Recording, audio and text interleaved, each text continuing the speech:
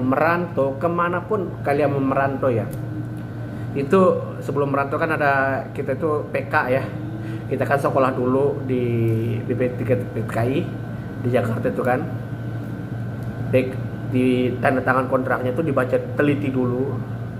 Kalau dari dibaca teliti dipertanyakan kepada petugas yang ada di situ, misalkan kalau nggak ditepati kayak gini risikonya gimana dan kita harus ngapain. Assalamualaikum warahmatullahi wabarakatuh. Kembali dengan saya di Azani Channel. Gimana kabar teman semuanya? Insyaallah tetap semua sehat walafiat dan dalam lindungan Allah Subhanahu wa taala. Di video kali ini ya, mungkin saya nggak keluar ya, di video kali ini saya mau menceritakan kisah saya selama di Arab Saudi ataupun selama merantau ya di Arab Saudi ini. Karena kita tahu ya, anak rantau itu banyak banget rintangannya, harus kuat fisik dan mental ya. Dan banyak banget ya kejadian-kejadian yang nggak kita duga-duga pasti akan terjadi ya. Sebelum kita lanjut ke videonya, bagi teman-teman subscribe, silahkan subscribe, like, dan komen. Dan jangan lupa tekan loncengnya berteman gak tinggal mundur kami seputaran Arab Saudi. Nah teman-teman, saya datang ke Arab Saudi itu tahun 2016 ya. 16 awal tahunnya itu saya masuk ke Arab Saudi. Sekarang udah berapa tahun kira-kira ya? 6, 7, 8, 9, 10, 11, 21, udah 2. Sekarang udah 7 tahun ya di Arab Saudi. Saya kesininya itu dulunya tanpa bisa pakai bahasa Arab. Bahasa Arab tuh saya tuh nggak begitu fasih ya, nggak begitu bisa. Soalnya kan bahasa Arab Indonesia yang kita pakai di Indonesia yang mungkin yang sekolah madrasah bisa pakai, adalah pahaman sedikit-sedikit tentang bahasa Arab. Tapi kalau kita masuk ke Saudi itu bahasanya tuh beda banget ya. Pertama, kita merantau itu ya harus kuatkan mental kita, fisik kita harus benar-benar matang. Dan kalau masalah bahasa, insya Allah pasti bisa di jalan. Sambil yang penting ada kemauan kita untuk belajar gitu aja. Saya udah berangkat medikal, udah selesai di Jakarta. Nunggu di PT-nya itu sekitaran 7 tahun. 7 tahun. 1 bulan kurang, sekitaran 3 minggu ya. Saya di PT-nya. Terus itu nerbang ke Saudi. Langsung persepakatannya di PT itu dulu itu gini ya. Gaji itu sekitaran 2.000 real. Ya sekitaran 8 juta lah gajinya itu. Dan tiket ataupun semuanya itu ditanggung sama majikan. Tiketnya kita ke Saudi tanggung sama majikan dan dijemput di airport langsung menuju ke tempat majikan gitu kan persepakatannya. Nyatanya nyampe Saudi nggak kayak gitu teman-teman. Ya tiketnya ditanggung, emang ya kita beli sendiri. Tiketnya kita beli sendiri di sininya. Terus biaya penjemputan itu kita yang bayar. Majikan nggak mengeluarkan sepeser pun dari situ. Cuma mengeluarkan visa aja. Tiket penjemputan dari airport kita sendiri yang ngeluarin. Setelah menerima gaji yang pertama tuh dipotong besar-besaran di situ. Gaji 2.000 sisanya tinggal 500. Saku itu gaji 2.000 sisanya tinggal 500. Soalnya apa? Potongan tiket, potongan penjemputan, belum udah nyampe sini kan kita kan harus punya KTP, terus asuransinya, terus karena saya kerjanya di restoran harus ada kad baladia, itu pun kita beli sendiri. Jadi yang persepakatan di PT dulu itu nggak sesuai semuanya yang udah nyampe di Arab Saudi. Kenapa saya nggak bilang sesuai dulu? Soalnya saya kesininya tuh ya ngomong sama majikannya tuh pakai bahasa Inggris. Majikan saya nggak bisa pakai bahasa Inggris, pakai bahasa Arab. Saya nanya ke senior yang dulu itu nggak bisa ngomong. Bukannya nggak bisa ngomong sama majikan, bisa ngomong sama majikan, tapi katanya peraturannya udah kayak dulu. kayak dulu udah kayak gini kita yang tanggung sendiri. Tapi kan kesepakatannya kan beda dari yang ditandatangani di kontrakan itu kan. Udah kan kita kesini kan udah tanda tangan kontrak semuanya kan sama majikan. Dan di situ saya berantem sama senior saya yang di sini ya.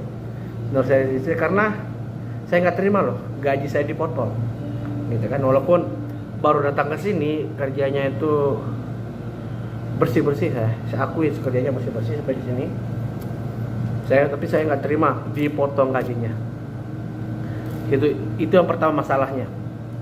Udah capek kerja, masalah gaji. Yang kedua, di tanda tangan kontraknya itu kerjanya itu 8 jam dan tiap hari bukan tiap hari ya, tiap minggu itu pasti ada ijazahnya. Nyatanya nyampe di sini kerjanya 14 jam dan ijazahnya nggak ada sama sekali gitu. Makanya nggak sesuai banget ya dengan yang di PT, dengan yang tanda tangan kontrak kita sama yang di sininya. Oke, saya akui kalau saya baru, saya nggak bisa bahasa. Kan udah kita sebelum kita kesini kan udah kita baca dulu kontraknya kan, gimana ya kan dikirim lagi, jadi kan tanda tangan juga gitu kan. Jadi di situ nggak bisa diubah kata senior saya itu, saya ngelawan. Bukan saya ngelawan ya, cuma ngomong pakai majikan itu pakai bahasa majikan saya atau mandor saya dulu itu bukan orang asli orang Arab, orang Turki. Saya ngomong pakai bahasa Pasah yang seperti yang di Indo, ya kan. Kalau orang Pasah kan misalkan gini nanya nama di sini. Kalau yang laki itu kan bilangnya Mas Muka. Kalau di sini kan cukup bilang Isisim, kayak gitu kan. Siapa nama kamu? Isisim, Ismik, kayak gitu kan. Ngomongnya kan beda, jauh beda gitu kan. Sedangkan kita ngomong pakai bahasa Pasah, mandor saya itu nggak ngerti saya ngomong apa katanya. Saya pakai bahasa Inggris, mandor saya nggak ngerti bahasa Inggris gitu kan. Jadi kan susah juga, kita baru juga mana ngomong sama senior juga udah nggak bisa ngebantu gitu kan. Jadi ya diinjak-injak lah kita di situ selama itu. Dan selama 1 tahun udah lewat, udah lunas pemotongan hutang-hutang semuanya udah lunas. Sekitaran dipotongnya itu sekitaran 5 bulan ya. Dan selesai itu pemotongan itu udah lunas sekitaran 5 bulan ya, pemotongan itu udah lunas. Dan di situ juga ya kita kerja udah capek banget ya. Namanya juga kita baru di situ, kita mau ngadu sama siapapun nggak bisa ya. Walaupun ngadu ke keluarga itu nggak bisa. Dan di samping itu ya banyak banget hikmahnya. Selama di sininya itu saya harus usahakan tuh 2 bulan itu saya harus bisa pakai bahasa Arab. 2 bulan itu. Karena saya nggak mau loh. Misalkan saya kesini di injak-injak itu saya nggak mau. Makanya saya itu dulu 1 bulan tuh saya dijadikan budak gitu dulu. Disuruh sini, kalau nggak mau dilaporin sama atasan marahin kita gitu kan. Saya nggak mau digituin. Selama 1 bulan udah bisa ngomong pakai bahasa Arab. Dan baru datang ke sini tuh saya tuh kerjanya tuh bersih-bersih, gosok WC, buang sampah gitu kan, ngelap meja, kerja restorannya kayak gitulah. Padahal persepakatannya di situ saya tuh jadi pelayan, maksudnya jadi pelayannya lah gitu kan, tukang tempat pesan makanan. Nyatanya sampai sini enggak gitu kan, enggak sesuai banget dengan persepakatan, semuanya itu dilanggar semuanya itu. Dan akhirnya udah 1 bulan udah bisa, saya udah ngomong sama majikan, mundirnya saya, bukan majikan ya, mundirnya saya ngomong kenapa nggak sesuai dengan yang ditetapkan yang ini katanya. Bilangnya apa sampai sini, saya nggak pernah buat itu loh.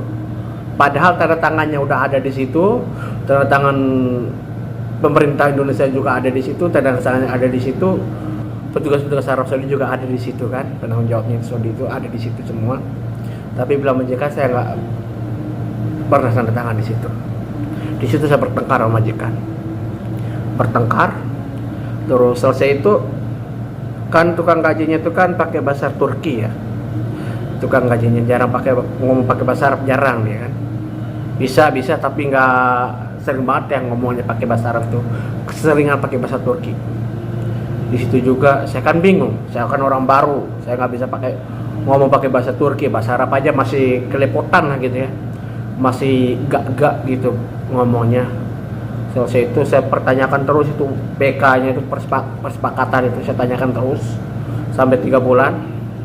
3 bulan udah selesai, udah maksudnya pakai bahasa Turki udah bisa sedikit-dikit, saya pakai bahasa Arabnya udah bisa sedikit-dikit juga. Di situ saya tanyakan, kebetulan majikan saya datang, saya tanyain di situ kan, saya tanyain pelan-pelan, nanyain gimana kok kayak gini, dan akhirnya majikan pun ngomong kayak gini, kalau kamu mau keluar aja gitu kan, saya pulangin kamu langsung gitu kan. Nah di saat itu juga kan saya kan masa sih harus pulang ke Indonesia, sedangkan di sininya baru berapa bulan gitu kan, di sininya saya tuh belum tahu Saudi kayak gimana, belum tahu merasakan merantau. Ini pertama kali saya merantau, belum tahu kayak gimana rasanya. Ternyata apa yang kita bayangkan merantau itu nggak seindah yang dibayangkan, dan nggak seindah omongan orang gitu kan, orang merantau itu. Tapi banyak banget hikmah di balik semuanya itu.